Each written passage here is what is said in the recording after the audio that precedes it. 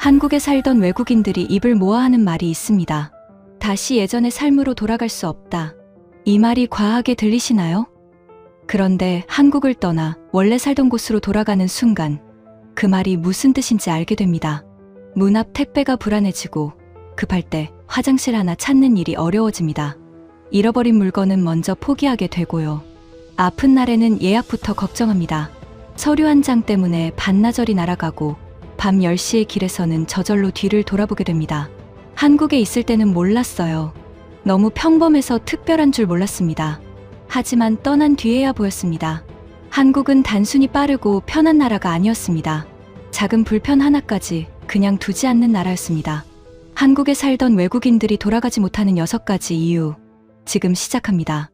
한국 최고라고 댓글을 남겨주세요. 여러분의 구독과 좋아요는 아주 큰 힘이 됩니다. 선진국이면 다 비슷하지.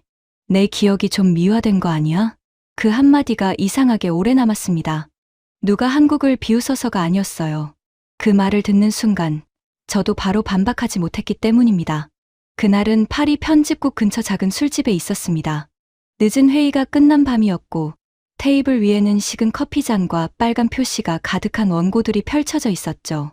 술잔이 돌자말이 가벼워졌습니다. 저도 분위기에 맞춰 서울 이야기를 꺼냈습니다. 저는 서울에서 2년을 보내고 막 파리로 돌아온 참이었습니다. 직업은 기자였고 오래 써온 분야는 도시 생활이었어요.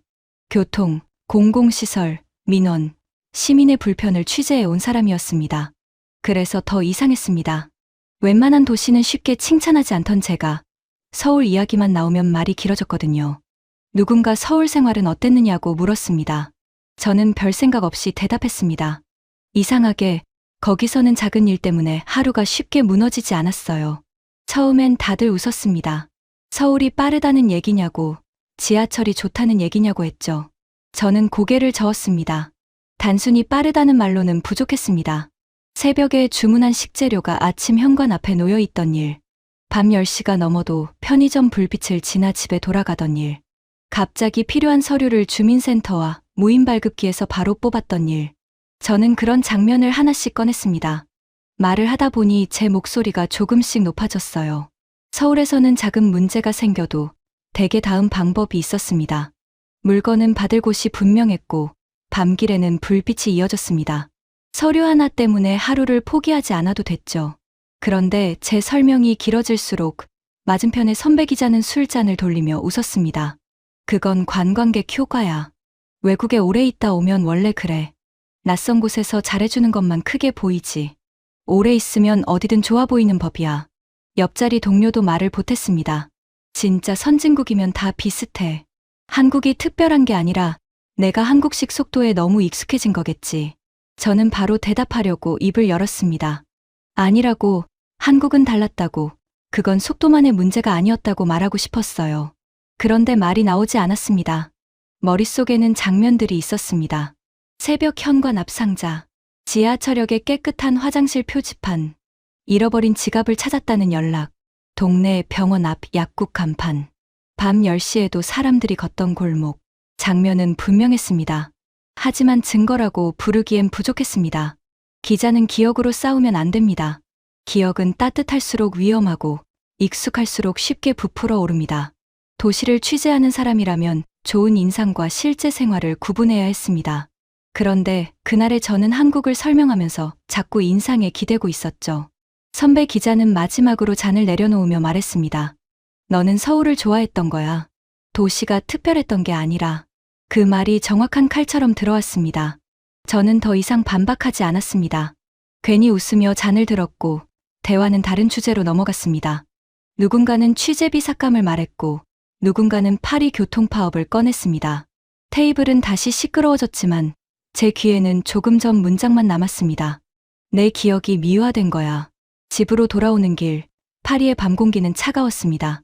지하철역 입구 앞에서 잠시 멈췄어요.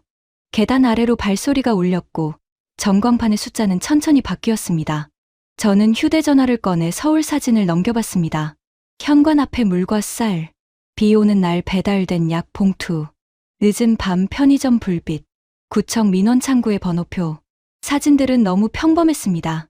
평범해서 오히려 설명하기 어려웠죠. 그러다 문득 겁이 났습니다. 혹시 정말 제가 착각한 걸까요? 서울에서 보낸 2년이 낯선 도시의 설렘 때문에 실제보다 좋게 남은 것은 아닐까요?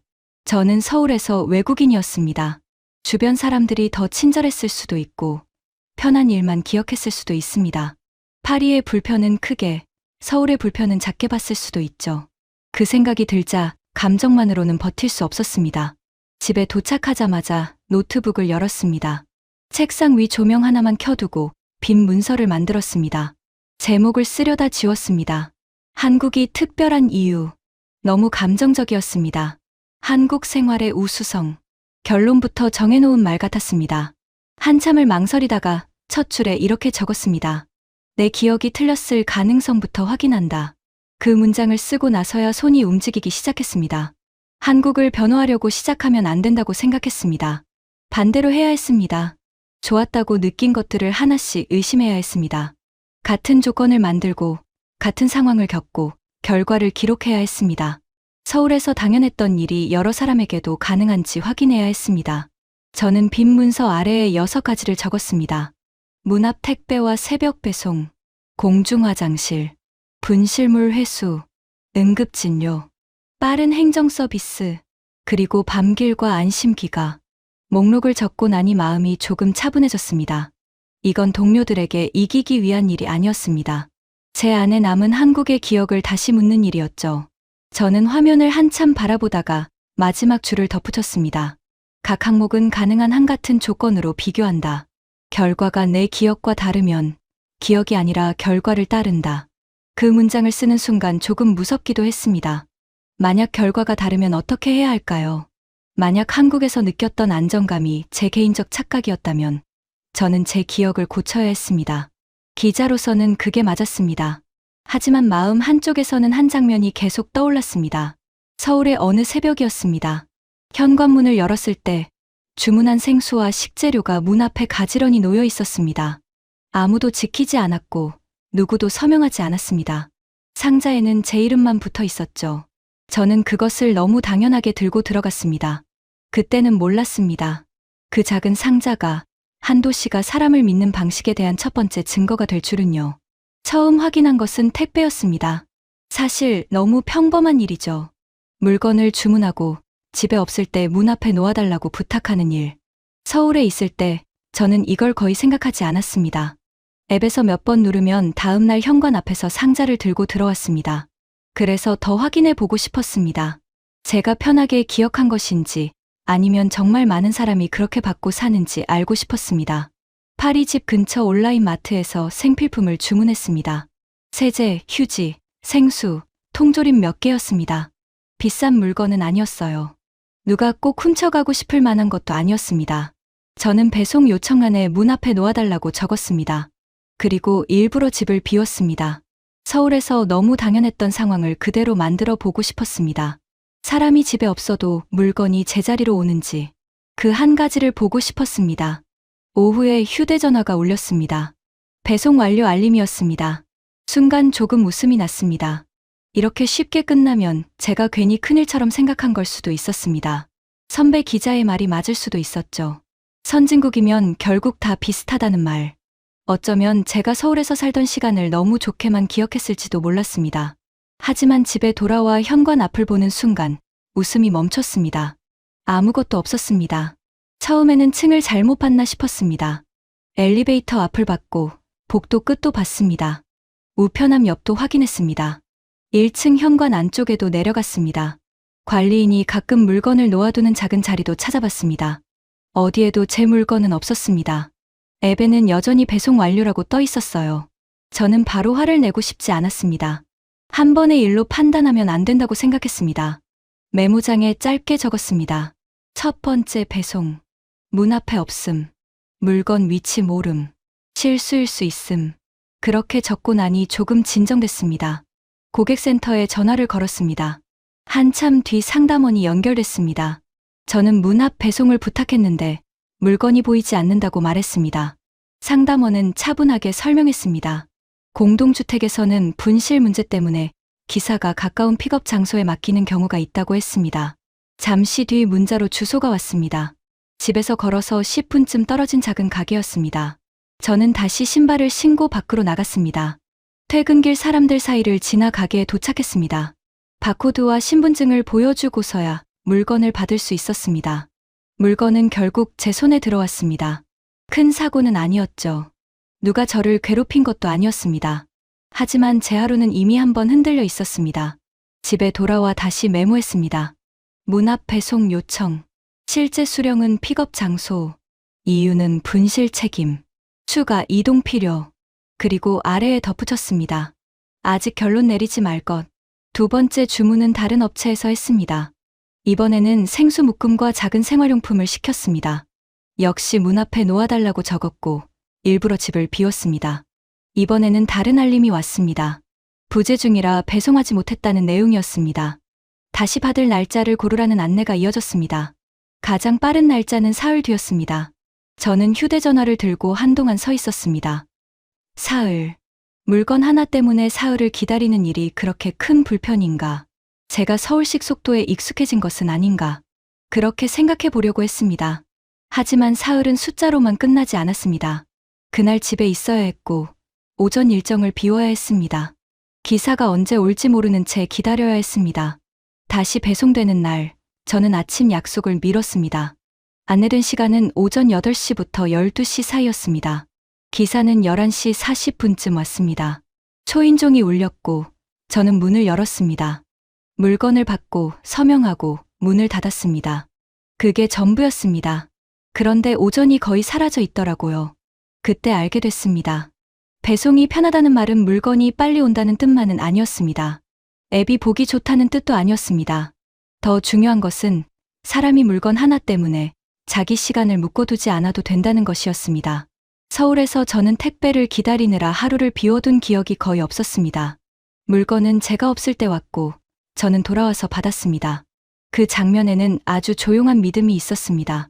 누군가 가져가지 않을 것이다. 그 믿음이 없으면 문 앞 배송은 마지막 순간에 막힙니다. 마지막 현관 앞에서 불안이 크면 사람은 다시 붙잡힙니다. 집에 있어야 하고 전화를 받아야 하고 날짜를 다시 잡아야 합니다. 때로는 직접 찾아가 내가 주인이라는 것도 증명해야 합니다. 저는 서울에 있는 지인에게 메시지를 보냈습니다. 요즘도 문 앞 배송이 흔하냐고, 제가 살던 오피스텔만 그랬던 것은 아닌지 물었습니다. 답장은 금방 왔습니다.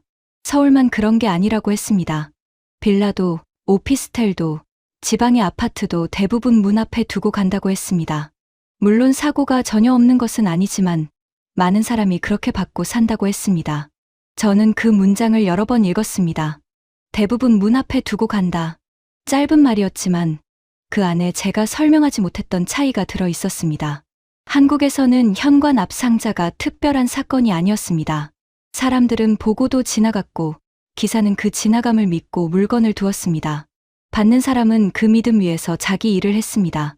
물론 한국도 완벽하지 않습니다. 택배가 사라지는 일도 있습니다. 배송 노동이 힘든 것도 사실입니다. 그 점을 빼고 말하고 싶지는 않았습니다. 다만 제가 확인한 차이는 분명했습니다. 파리에서 물건은 저에게 오기 전에 몇 번 멈췄습니다. 문 앞이 아니라 다른 곳으로 갔고 다시 받으려면 날짜를 잡아야 했습니다. 저는 물건을 따라 움직여야 했습니다. 서울에서 제가 기억한 장면은 반대였습니다. 제가 밖에 있는 동안 물건이 먼저 와 있었습니다. 저는 제 일을 하다가 돌아와 상자를 들고 들어갔습니다. 처음에는 이렇게 쓰려 했습니다. 한국은 배송이 빠르다. 하지만 그 말은 너무 짧았습니다. 제가 본 것은 속도만이 아니었습니다. 집에 없는 동안에도 물건이 무사히 도착해 있다는 안심이었습니다. 그래서 메모장의 결론을 고쳐 썼습니다. 한국의 배송은 빠른 서비스라기보다 서로를 믿는 마음이 현관 앞에 놓이는 장면이었다. 그 문장을 적고 나니 첫 번째 확인이 끝난 것 같았습니다. 하지만 곧 다음 질문이 떠올랐습니다. 물건은 늦어도 다시 살 수 있습니다. 그렇다면 물건이 아니라 사람이 갑자기 곤란해지는 순간은 어떨까요? 낯선 거리에서 몸이 급해지고 지금 당장 들어갈 곳이 필요해지는 순간. 그때 도시는 얼마나 빨리 문을 열어줄까요? 사람이 거리에서 가장 빨리 작아지는 순간은 몸이 급해졌을 때였습니다. 그날 저는 파리의 오래된 광장 근처를 걷고 있었습니다. 오전 취재가 길어졌고 점심은 빵 한 조각으로 넘겼습니다. 다음 약속까지는 시간이 조금 남아 있었죠. 저는 카메라 가방을 메고 질문을 정리하고 있었습니다. 처음에는 배가 조금 불편한 정도였습니다. 그런데 몇 분이 지나자 걸음이 달라졌습니다. 천천히 보던 건물들이 눈에 들어오지 않았습니다. 대신 간판부터 찾기 시작했습니다. 카페인지, 서점인지, 공공건물인지, 안에 화장실이 있을 만한 곳인지부터 보였습니다. 조금 전까지 취재하던 거리가 순식간에 다른 길이 됐습니다. 들어갈 수 있는 문이 어디인가? 저는 휴대전화를 꺼내 지도 앱을 켰습니다. 공중화장실을 검색했습니다.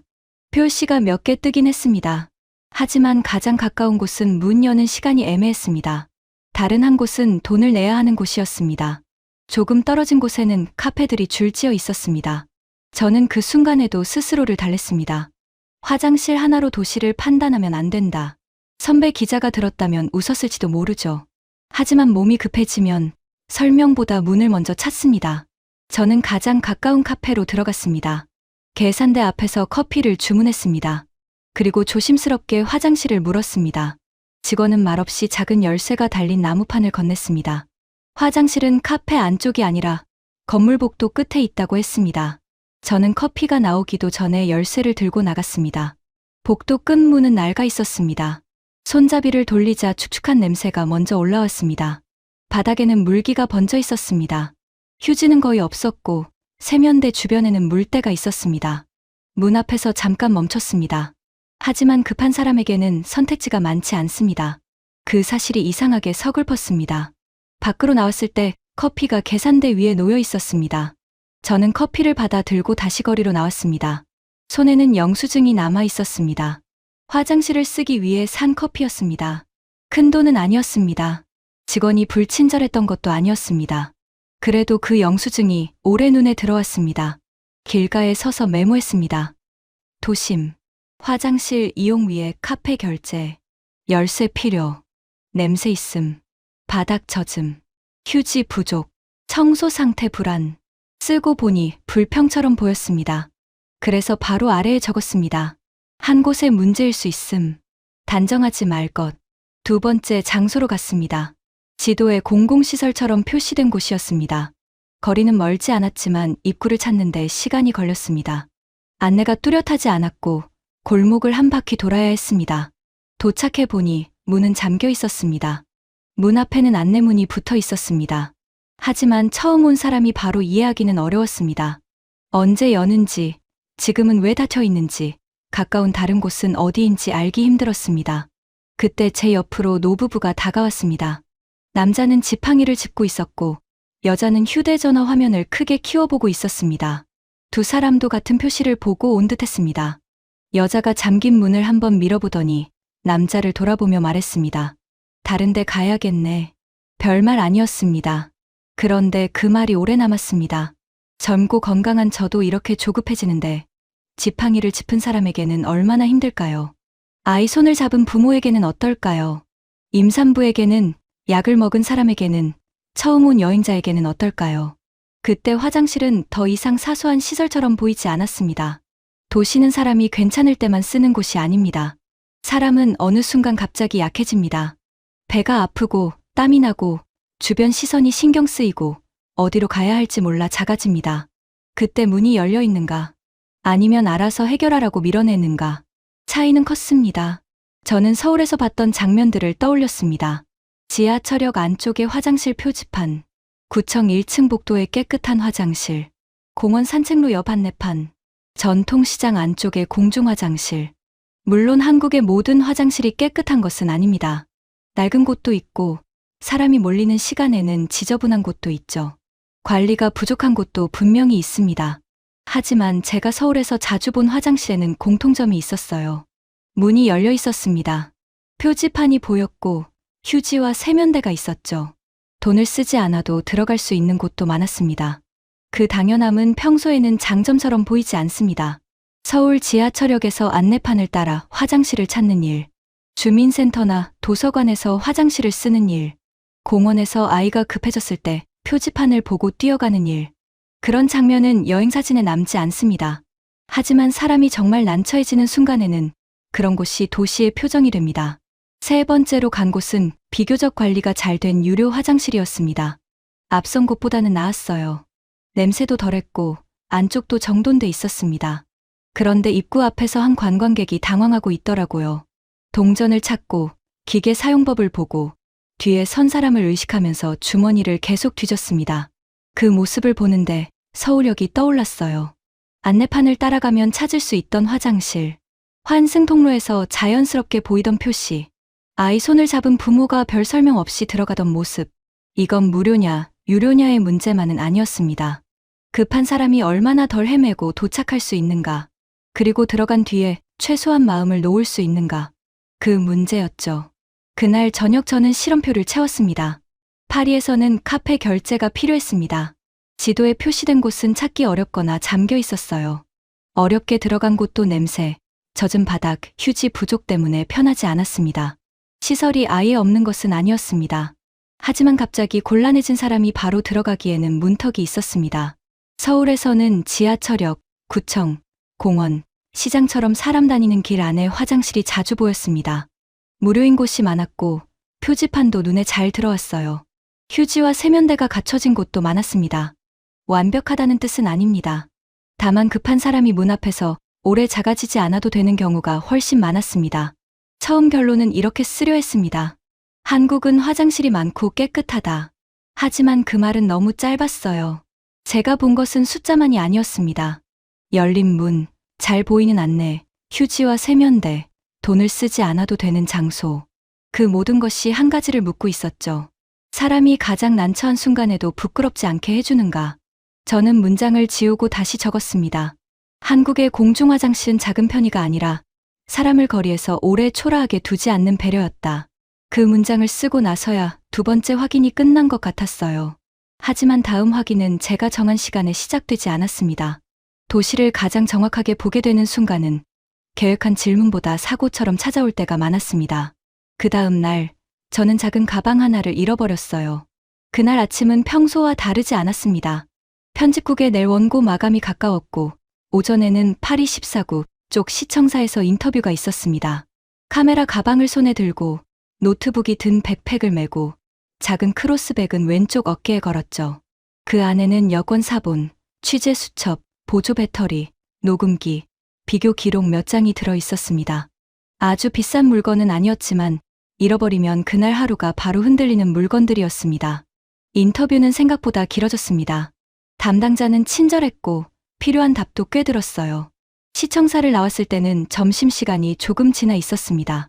저는 근처 카페에 들어가 커피를 주문하고 창가 자리에 앉았습니다. 노트북을 꺼내려는데 이상하게 어깨가 가벼웠어요. 처음에는 외투가 한쪽으로 흘러내린 줄 알았습니다. 그런데 손이 허공을 더듬었습니다. 늘 있어야 할 가방끈이 없었죠. 의자 옆을 보고 발밑을 보고 백팩 주머니를 열었습니다. 카메라 가방도 다시 확인했습니다. 없었습니다.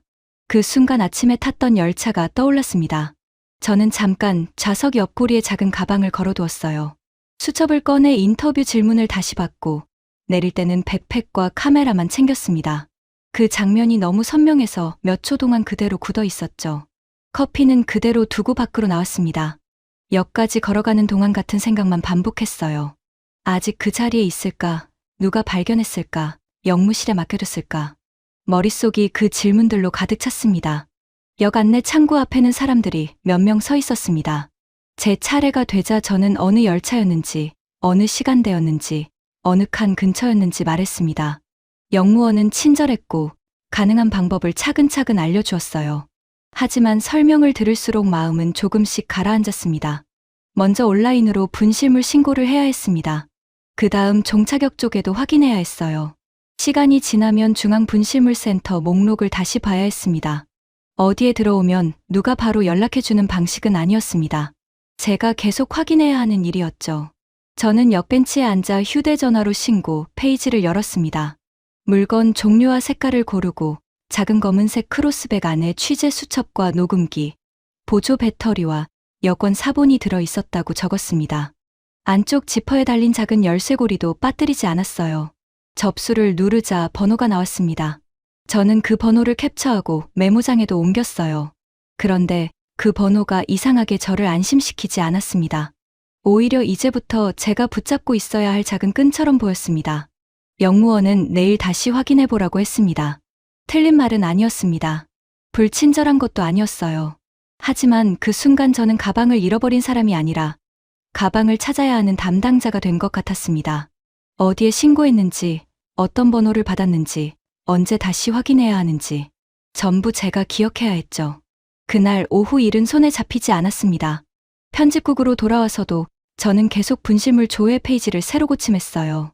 아무 변화가 없었습니다. 다른 번호로 전화해보라는 안내가 나왔고 그 번호로 전화하면 다시 온라인 접수를 했느냐고 물었습니다.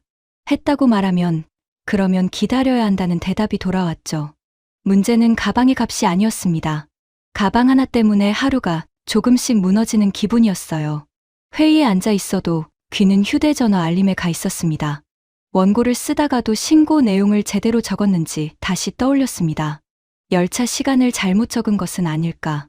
검은색이라고만 쓰면 너무 흔한 것은 아닐까? 사흘째 되는 날, 저는 편집국 동료에게 물었습니다. 혹시 이런 경우에 더 확인해 볼 곳이 있느냐고요. 그는 커피잔을 들고 어깨를 한번 들썩였습니다. 누가 가져갔겠죠.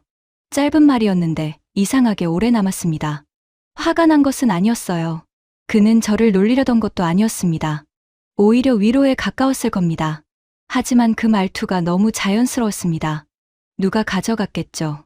그 한마디에는 이미 끝난 일이라는 느낌이 들어 있었죠. 잃어버린 물건은 대체로 돌아오지 않는다는 생각.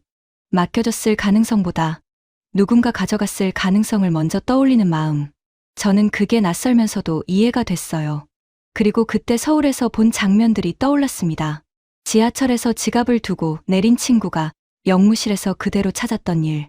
카페 의자에 노트북 가방을 두고 나온 사람이 1시간 뒤 돌아갔더니 직원이 카운터 안쪽에 보관하고 있던 일.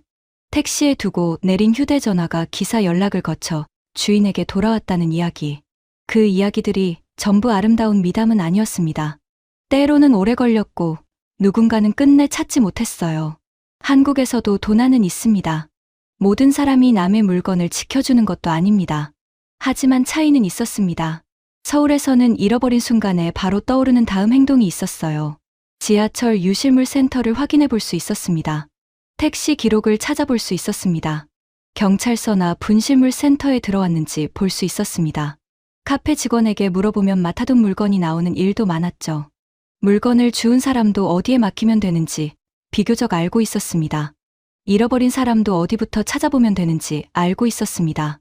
그 차이가 컸어요. 선한 마음만으로는 부족합니다. 누군가 좋은 마음으로 물건을 주어도 맡길 곳이 멀고 어렵다면 그냥 지나칠 수 있습니다. 반대로 맡길 곳이 가까이 있고 거기에 두면 주인이 찾을 수 있다고 믿으면 사람은 조금 더 쉽게 움직입니다. 저는 그날 밤 시험표를 열었습니다. 파리에는 절차가 있었습니다. 사람들도 친절했습니다. 하지만 그 절차는 여러 갈래로 나뉘어 있었고 저는 계속 번호를 붙잡고 확인해야 했어요. 주변 사람의 첫 반응도 이미 잃어버린 일에 가까웠습니다. 서울에서는 모든 물건이 돌아오는 것은 아니었습니다. 그래도 잃어버린 사람이 바로 포기하지 않아도 되는 길이 더 선명했어요. 누군가 발견하면 맡길 곳이 있고 잃어버린 사람은 찾아볼 곳이 있었습니다. 처음에는 결론칸에 이렇게 쓰려 했습니다. 한국은 분실물을 잘 찾아준다. 하지만 그 말은 너무 가벼웠습니다. 제가 본 것은 착한 사람들의 이야기만이 아니었죠. 잃어버린 물건 하나를 그냥 운에 맡기지 않으려는 생활의 습관이었습니다. 저는 문장을 지우고 다시 적었습니다. 한국에서는 잃어버린 물건 앞에서도 사람이 처음부터 혼자가 되지 않는다. 그 문장을 쓰고도 가방은 돌아오지 않았습니다. 저는 며칠 더 조회했고 2번 더 전화를 걸었어요. 마지막에는 접수 번호가 적힌 메모를 수첩 뒤에 끼워 넣었습니다. 가방을 잃어버린 불안은 며칠 동안 남았습니다. 하지만 물건을 잃어버린 불안과 몸이 아픈 날의 불안은 전혀 달랐습니다. 물건은 다시 살 수도 있습니다. 기록은 다시 만들 수도 있습니다. 그러나 몸이 보내는 신호는 기다려주지 않습니다. 며칠 뒤 아침, 저는 그 차이를 아주 직접적으로 알게 됐어요. 새벽 4시쯤 잠에서 깼습니다. 처음에는 자세가 불편해서 그런 줄 알았습니다.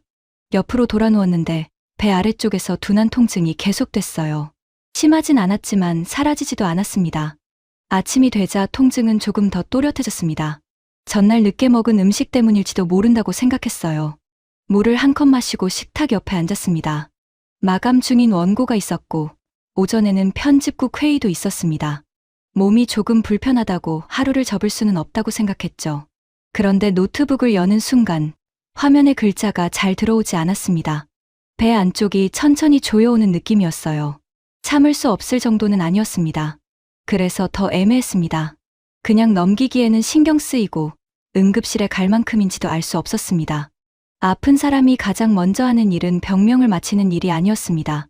스스로에게 묻는 일이었습니다. 이 정도면 병원에 가야 하나.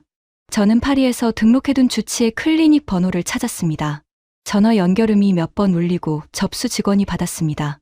저는 복통이 있고 약간 열감도 있는 것 같고 전날 밤부터 불편했는데 아침부터 더 심해졌다고 말했습니다. 직원은 차분했습니다. 이름과 생년월일을 확인했고 컴퓨터 자판을 치는 소리가 잠깐 들렸습니다. 저는 그 짧은 침묵 동안 식탁 모서리를 손가락으로 두드렸어요. 가장 빠른 예약은 이틀 뒤 오후라고 했습니다. 저는 잠깐 말을 멈췄습니다. 이틀 뒤, 그 사이에 나아질 수도 있었습니다. 하지만 더 나빠질 수도 있었죠. 오늘은 어렵냐고 다시 물었습니다. 직원은 미안하다고 했습니다. 당일 빈자리가 없고 통증이 심하거나 응급이라고 생각되면 응급실을 이용하라고 했습니다. 전화를 끊고 한동안 휴대전화를 내려다봤어요. 문제는 바로 그 말이었습니다. 응급이라는 단어 앞에서 저는 멈췄습니다. 제가 정말 응급일까요? 아니면 그냥 불편한 정도일까요? 응급실에 가면 더 급한 사람들 사이에서 오래 기다려야 할지도 모릅니다. 괜히 큰일처럼 만든 것이면 어쩌나 싶기도 했습니다. 하지만 늦으면 안 되는 신호라면 어떻게 해야 할까요? 아픈 사람에게 가장 어려운 일은 자기 몸을 차분하게 판단하는 일입니다. 몸은 불안한데 머리는 계산을 시작합니다. 조금만 더 참아볼까? 예민하게 구는 걸까? 아니면 지금 가야 하는 걸까? 그 질문들이 계속 이어졌습니다. 저는 소파에 앉았다가 다시 일어났습니다. 인터넷 검색창에 증상을 입력했어요. 검색 결과는 너무 많은 가능성을 보여주었습니다. 단순한 소화불량일 수도 있고 의사를 만나야 하는 문제일 수도 있었습니다. 화면을 볼수록 마음이 놓이기는커녕 더 복잡해졌습니다. 점심 무렵 통증이 조금 가라앉는 것 같았습니다. 저는 그 틈에 회의에 온라인으로 들어갔어요. 하지만 회의 중에도 손은 자꾸 배 위로 갔습니다. 동료가 자료를 넘기고 있었는데 저는 한 문장을 놓쳤습니다. 누군가 제 이름을 불렀고 대답이 한 박자 늦었죠. 그때 알게 됐습니다. 아프면 사람은 일도, 판단도, 체면도 조금씩 놓치게 됩니다. 그날 오후 저는 결국 약국에 먼저 갔습니다. 약사는 친절했어요. 증상을 듣고 약을 권해주었고 심해지면 의사를 만나라고 했습니다. 저는 약봉투를 들고 집으로 돌아왔습니다. 도움은 됐습니다. 하지만 진료는 아니었죠. 누군가 제 배를 눌러본 것도 아니고 열을 재고 상태를 확인한 것도 아니었습니다. 저는 여전히 제 몸을 혼자 짐작해야 했어요. 그날 밤 서울에서 아팠던 날이 떠올랐습니다. 처음 서울에 살기 시작했을 때였습니다. 어느 날 목이 심하게 붓고 열이 올랐어요. 한국어도 완벽하지 않았고 어느 병원에 가야 하는지도 몰랐습니다. 저는 휴대전화 지도 앱에 내과를 검색했습니다. 집에서 걸어서 10분 안쪽에 의원이 몇 곳이나 나왔어요. 저는 가장 가까운 곳으로 걸어갔습니다. 접수대 앞에서 어색하게 증상을 말하고 외국인 등록증을 내밀었어요. 대기실에는 아이를 데려온 어머니, 점심시간을 쪼개온 직장인, 마스크를 쓴 어르신이 앉아 있었습니다. 병원은 크지 않았지만 이상하게 마음이 조금 놓였어요. 적어도 저는 어디에 앉아 기다리면 되는지 알고 있었죠. 오래지 않아 이름이 불렸습니다. 의사는 목을 보고 열을 확인하고 몇 가지를 물었습니다. 설명이 길지는 않았어요. 하지만 제게 필요한 것은 긴 설명이 아니었습니다.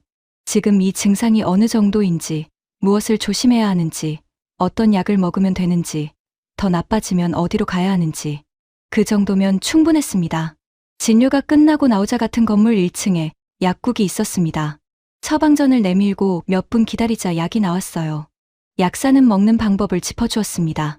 저는 봉투를 들고 집으로 돌아왔습니다. 집을 나선 지 1시간도 채 지나지 않았던 것 같아요. 그때는 그냥 편하다고만 생각했습니다. 하지만 파리의 식탁 앞에서 배를 움켜쥐고 앉아있던 그날, 그 기억은 다르게 보였습니다. 그것은 빠른 서비스가 아니었습니다. 오늘 아픈 사람이 오늘 의사를 만날 수 있다는 일이었습니다. 증상이 애매한 사람이 검색창 앞에서 혼자 자기 몸을 재판하지 않아도 되는 일이었죠. 저는 한국에 사는 외국인 지인들에게도 메시지를 보냈습니다. 아팠을 때 어떻게 병원을 이용했는지 물었습니다. 답은 비슷했습니다. 감기, 장염, 피부 발진, 알레르기 같은 일은 대개 동네 의원에서 당일에 봤다고 했어요. 진료 뒤 바로 약국에 들렀다고 했습니다. 물론 불편도 있었습니다. 언어가 막히는 곳도 있었고 병원마다 차이도 있었습니다. 접수 방식이 낯설었다는 사람도 있었죠. 그래도 공통점은 분명했습니다. 아픈 날에 바로 움직일 수 있는 다음 길이 있었다는 것. 프랑스 의료가 나쁘다는 말을 하려는 것이 아닙니다. 파리에도 훌륭한 의사와 병원이 있습니다. 큰 병을 치료하는 힘도 있고 좋은 의료진도 많습니다. 한 나라의 의료를 한 문장으로 낮춰 말할 수는 없습니다. 한국도 완벽하지 않습니다. 과잉 진료 이야기도 있고 병원마다 차이도 있습니다. 의료진이 너무 지쳐 있다는 말도 들었습니다. 대기 시간이 길 때도 있고 설명이 부족할 때도 있습니다. 저는 그 문제들을 모른 척하고 싶지 않았습니다. 하지만 그날 제가 묻고 있던 질문은 아주 단순했습니다. 평범한 사람이 오늘 아프면 오늘 의사를 만날 수 있는가? 이 질문 앞에서는 이야기가 달라졌습니다. 좋은 병원이 어딘가에 있다는 사실과 지금 배를 움켜쥔 사람이 그날 진료실 문을 열 수 있다는 사실은 같지 않습니다. 몸이 아픈 날에는 먼 곳의 훌륭함보다 오늘 닿을 수 있는 문이 더 먼저 필요합니다. 저는 실험표를 열었습니다. 파리에서는 주치의 예약이 이틀 뒤였습니다. 당일 진료는 쉽지 않았어요. 응급실이라는 길은 있었지만 제가 정말 응급인지 스스로 판단해야 했습니다. 약국은 도움을 주었지만 의사를 만난 것은 아니었죠. 서울에서는 동네 의원과 약국이 사람 다니는 길 가까이에 있었습니다. 아픈 사람이 큰 결심을 하지 않아도 진료실까지 갈 수 있었습니다. 외국인인 저도 필요한 서류와 간단한 절차만 거치면 그 안으로 들어갈 수 있었습니다. 처음에는 결론칸에 이렇게 쓰려 했습니다. 한국은 병원 가기가 쉽다. 하지만 그 말도 너무 얇았습니다. 제가 느낀 것은 쉬움만이 아니었어요. 아픈 날에는 쉬운 것이 곧 안심이 됩니다.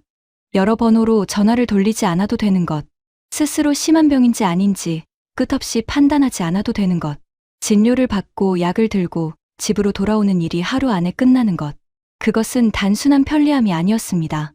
저는 문장을 지우고 다시 적었습니다. 한국에서는 오늘 아픈 사람이 오늘 혼자 버티지 않을 가능성이 더 컸다. 며칠 뒤 통증은 가라앉았습니다. 다행히 큰 문제는 아니었어요. 하지만 저는 그날의 불안을 오래 기억했습니다. 몸이 아픈 날, 기다림은 그냥 시간이 아닙니다. 기다리는 동안 사람은 자기 증상을 의심하고, 자기 판단을 의심하고, 결국 자기 몸까지 혼자 책임져야 한다고 느낍니다. 그래서 가까운 병원 하나, 오늘 가능한 진료 하나가 생각보다 큰 힘이 됩니다. 그날 이후 저는 서울에서 아무렇지 않게 지나쳤던 간판들을 다시 떠올렸습니다. 내과, 이비인후과, 약국. 별것 아닌 글자처럼 보였던 그 간판들이 사실은 아픈 사람에게 보내는 작은 문장 같았어요. 오늘 아프면 일단 여기로 오세요. 저는 그 문장이 얼마나 큰 안심인지 파리의 식탁 앞에서야 알게 됐어요. 서류 한 장이 필요하다는 메일은 몸이 조금 나아진 뒤에 왔어요. 편집국에서 메일이 왔습니다. 제목은 짧았어요. 자료 확인 요청. 저는 커피잔을 옆으로 밀고 첨부 파일을 열었습니다. 기사에 넣을 신원 확인 자료가 하나 빠졌다고 했습니다. 이름과 주소가 함께 보이는 문서를 보내달라는 내용이었죠. 처음에는 별일 아니라고 생각했어요. 서류 한 장이었습니다. 이름, 주소, 날짜가 적힌 종이 한 장. 저는 노트북을 열고 파리시청 사이트에 들어갔습니다. 검색창에 서류 이름을 넣었습니다. 화면은 깔끔했고 메뉴도 정리되어 보였습니다.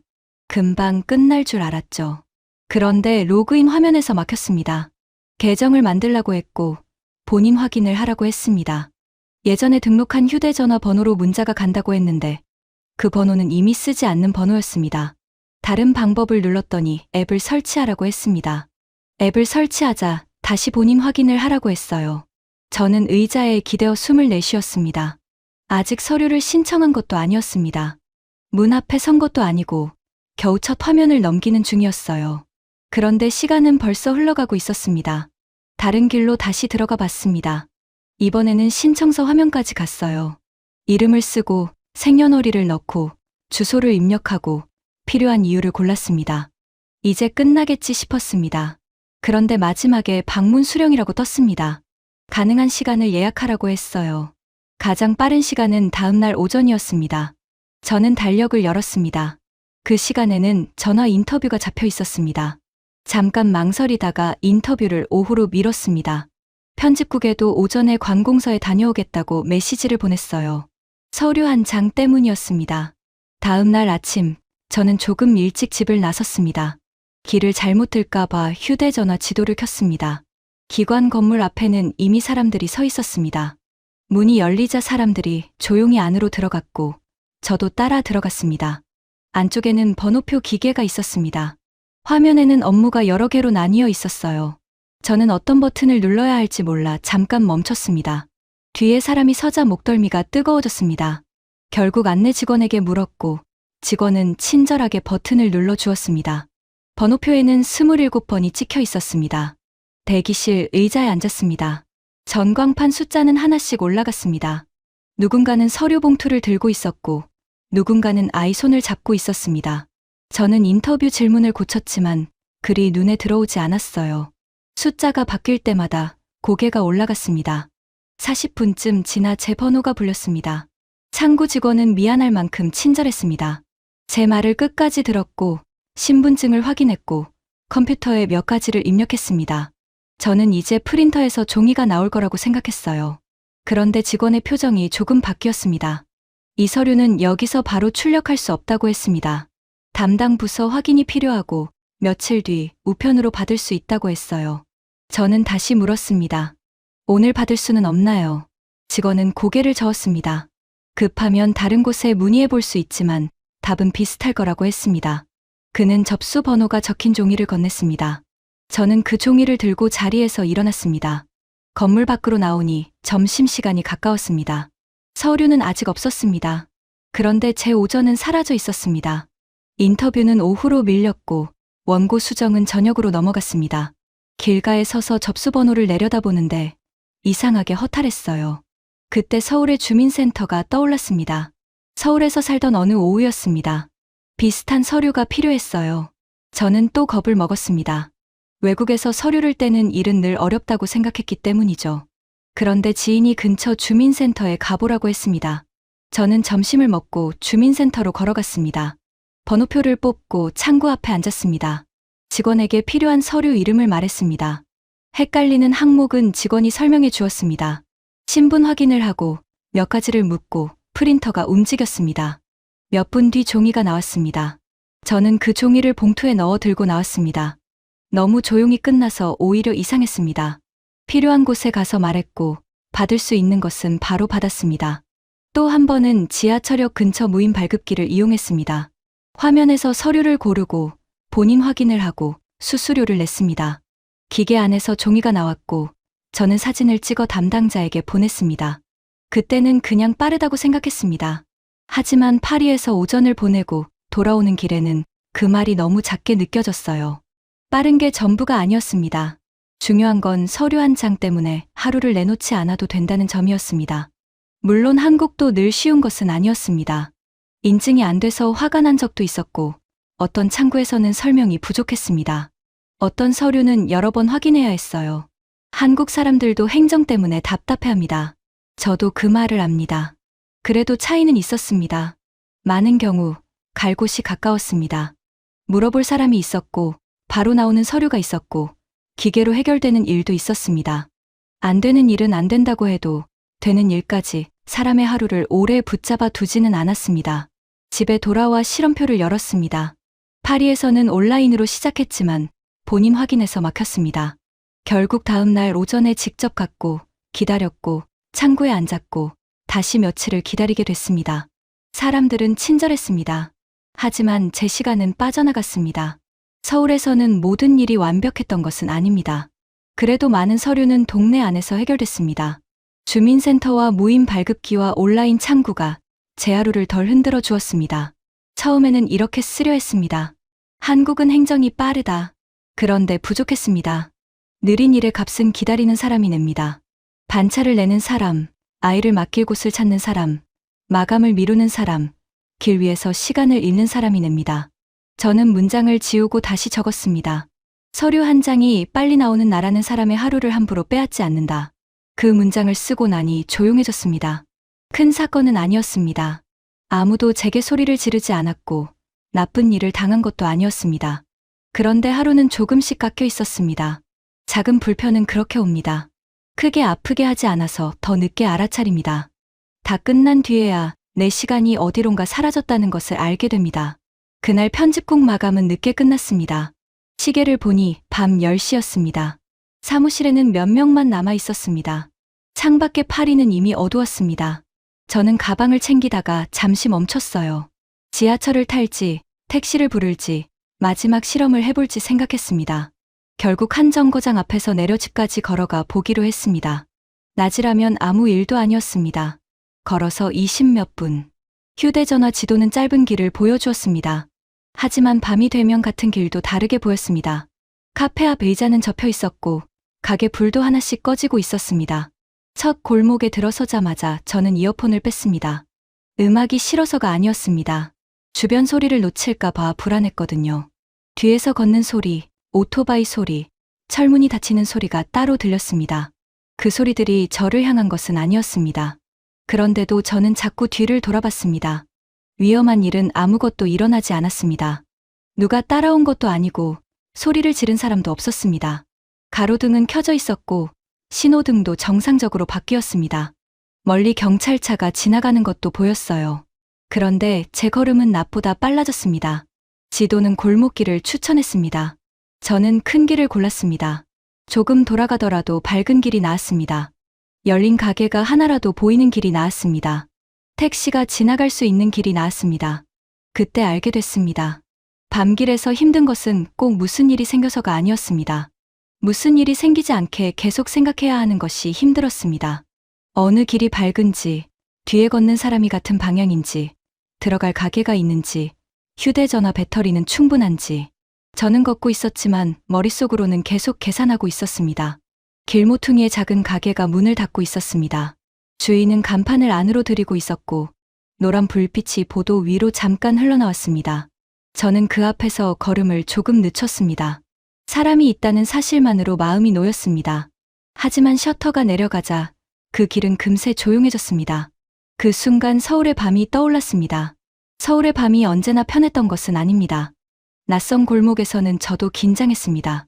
술집이 많은 길에서는 피하고 싶은 순간도 있었어요. 늦은 밤 택시 번호를 가족에게 보내는 사람도 봤습니다. 한국이라고 모든 길이 안전한 것은 아닙니다. 그래도 서울에서 자주 느낀 것이 있었습니다. 조심은 하지만 혼자 남겨졌다는 느낌은 덜했습니다. 밤 10시의 서울 거리에는 아직 사람들이 많았습니다. 지하철역 계단에서는 퇴근한 사람들이 올라왔습니다. 버스 정류장에는 휴대전화를 보는 사람들이 있었습니다. 편의점 불빛은 골목마다 이어졌고 작은 식당은 마지막 손님을 받거나 정리 중이었습니다. 택시도 배달 오토바이도 계속 지나갔습니다. 그 장면들이 아름답다는 뜻은 아니었습니다. 그저 밤에 아직 사람들이 있다는 뜻이었습니다. 사람이 있으면 마음이 조금 내려앉습니다. 무슨 일이 생기면 들어갈 곳이 있고 방향을 바꿀 수 있고 누군가 있는 쪽으로 걸어갈 수 있습니다. 그것만으로도 밤의 무게가 줄어듭니다. 저는 서울에서 밤늦게 원고를 마치고 돌아오던 날들을 떠올렸습니다. 편의점 앞에는 컵라면을 먹는 학생들이 있었습니다. 대리운전 기사를 기다리는 회사원들이 있었습니다. 약국 간판이 아직 켜져 있던 날도 있었고 횡단보도 앞에는 저 말고도 신호를 기다리는 사람들이 있었습니다. 그때는 그저 시끄럽다고 생각했어요. 지금 생각해보니 그 소리와 불빛이 밤의 무게를 나눠 가지고 있었습니다. 파리의 길에서 저는 휴대전화를 자꾸 손에 쥐었습니다. 지도를 보기 위해서이기도 했지만 바로 연락할 수 있다는 느낌이 필요했거든요. 뒤에서 두 사람이 크게 웃으며 걸어왔을 때 저는 길 건너편으로 옮겨갔습니다. 그들은 자기들끼리 이야기하며 지나갔습니다. 그런데도 심장이 조금 빨리 뛰었습니다. 걷는 동안 계속 생각했습니다. 이 비교가 너무 단순한 것은 아닐까. 파리에도 안전한 동네가 있고 서울에도 피하고 싶은 길이 있습니다. 한 도시 전체를 한 문장으로 말할 수는 없습니다. 그래서 노트에 이렇게 적었습니다. 오늘 본 것은 범죄의 숫자가 아니다. 밤에 집으로 가는 사람이 얼마나 덜 혼자가 되는가이다. 그 문장을 쓰고 나니 제가 왜 큰 길을 골랐는지 알 것 같았습니다. 저는 빠른 길이 아니라 덜 외로운 길을 고르고 있었습니다. 불이 켜진 길, 사람이 있는 길, 차가 다니는 길. 그런 길을 찾아 조금씩 돌아가고 있었습니다. 집 근처에 도착했을 때도 밤 10시가 지나 있었습니다. 현관 앞에서 열쇠를 꺼내는데 이상하게 피곤했습니다. 많이 걸어서가 아니었습니다. 계속 살피며 걸었기 때문이죠. 방에 들어와 불을 켰습니다. 코트를 의자에 걸고 한동안 그대로 서 있었습니다. 한국에서 저는 밤길을 너무 당연하게 여겼는지도 모릅니다. 늦은 버스, 지하철 안내, 편의점 불빛, 택시 호출, 아직 걸어 다니는 사람들. 하나하나는 대단해 보이지 않았습니다. 그런데 겹치면 집으로 돌아가는 일이 조금 덜 무서워졌습니다. 저는 실험표의 마지막 칸을 채웠습니다. 파리에서 밤 10시 귀가가 불가능한 것은 아니었습니다. 위험한 일이 생긴 것도 아니었습니다. 다만 저는 이어폰을 빼고 큰 길을 고르고 열린 가게를 찾고 뒤를 돌아봤습니다. 마음을 놓으려고 계속 애써야 했습니다. 서울의 밤도 완벽하지 않았습니다. 그래도 많은 순간, 늦은 시간까지 남아있는 사람과 불빛이 있었습니다. 그 덕분에 저는 조금 덜 혼자가 됐습니다. 그날 밤, 저는 6가지 기록을 다시 펼쳤습니다. 문 앞의 택배, 공중화장실, 잃어버린 가방, 아픈 날의 병원, 서류 한 장, 그리고 밤 10시의 귀가. 모두 작고 평범한 일이었습니다. 뉴스 제목이 되기 어려운 일들이었습니다. 하지만 그 평범한 순간들이 모이자 한 문장이 천천히 보였습니다.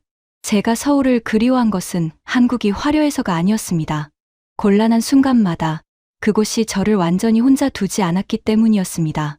다음 날 아침, 책상 위에는 실험표가 그대로 펼쳐져 있었습니다. 커피를 들고 앉아 처음부터 다시 읽었습니다. 문 앞의 택배, 공중화장실, 잃어버린 가방, 아픈 날의 병원, 서류 한 장, 밤 10시의 귀가가 차례로 적혀 있었습니다. 파리에서 겪은 일과 서울에서 떠올린 일이 나란히 있었습니다. 처음에는 서로 다른 이야기라고 생각했습니다. 배송은 배송이고, 화장실은 화장실이고, 병원은 병원이라고 생각했습니다. 그런데 다시 읽어보니 모두 같은 질문으로 모이고 있었습니다. 사람이 곤란해졌을 때 어디로 갈 수 있는가? 물건이 없어졌을 때 찾아볼 곳이 있는가? 몸이 아플 때 오늘 만날 의사가 있는가? 서류가 필요할 때 하루를 다 내놓지 않아도 되는가? 밤에 혼자 걸을 때 들어갈 불빛이 있는가? 질문은 단순했습니다. 답은 단순하지 않았습니다. 한국은 모든 물건을 찾아주는 나라도 아니었습니다.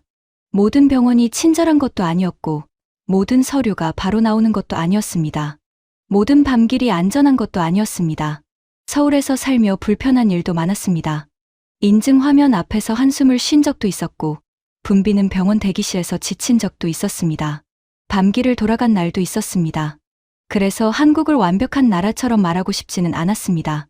그런 말은 금방 거짓이 됩니다. 어느 나라든 좋은 점과 나쁜 점이 함께 있습니다. 프랑스에도 배울 점은 많습니다. 파리의 오래된 길과 병원과 학교와 이웃의 방식에는 제가 좋아하는 것들이 있습니다. 저는 그 도시를 미워해서 이 기록을 쓴 것이 아니었습니다. 다만 6가지를 직접 겪고 나니 제가 서울에서 느꼈던 편안함이 단순한 추억은 아니었다는 것을 알게 됐습니다. 처음 술집에서 선배가 말했습니다. 내 기억이 미화된 거야. 그 말을 들었을 때 저는 바로 반박하지 못했습니다.